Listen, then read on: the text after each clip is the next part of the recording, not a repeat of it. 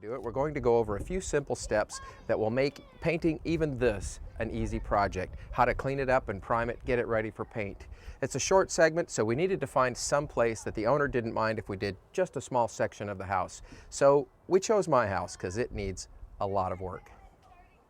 Like just about everybody, I seem to have a lot more going on than I need to, so I haven't gotten to this. This is the worst part of the whole house. This is southern exposure. It gets a lot of weather and a lot of sun, but it's not beyond repair. We can salvage this.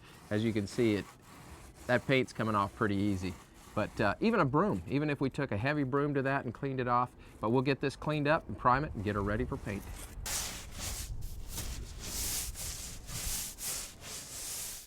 Even if you just use the broom, like I said, just to get the worst of this off, this will save a little bit of time. You'll still need to get after this with a wire brush and maybe even a pole sander just to knock it down.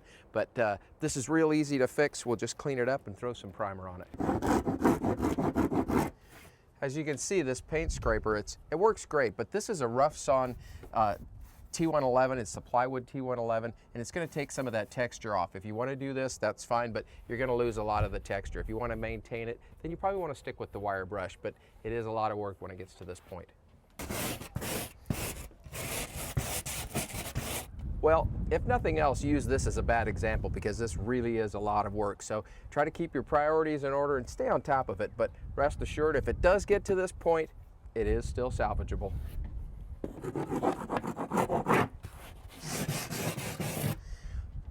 Well, like I said, we can't do the whole house, but I think this is a big enough section to give you a really good idea of how you need to treat your home and how to get to the edges and do it up properly. So why don't I get some primer and we'll show you how to do this.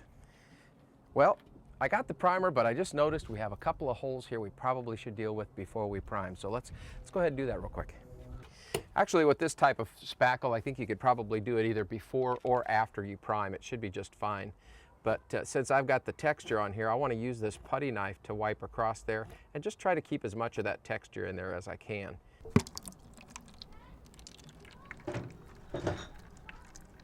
Ideally, with the new latexes, they dry so fast, so you don't really want to work in direct sunlight. But at this point, we don't have much choice. So what we're going to do is just start cutting in around this doorway, just very carefully.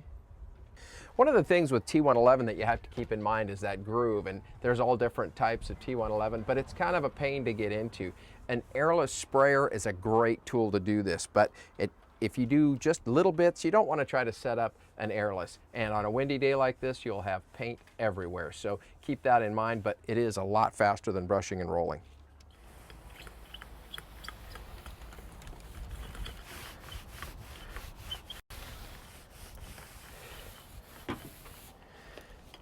Well, that's going to go a long way towards preserving what's left of this poor old house. So why don't you go ahead and catch up, and we'll catch up when it's time to paint.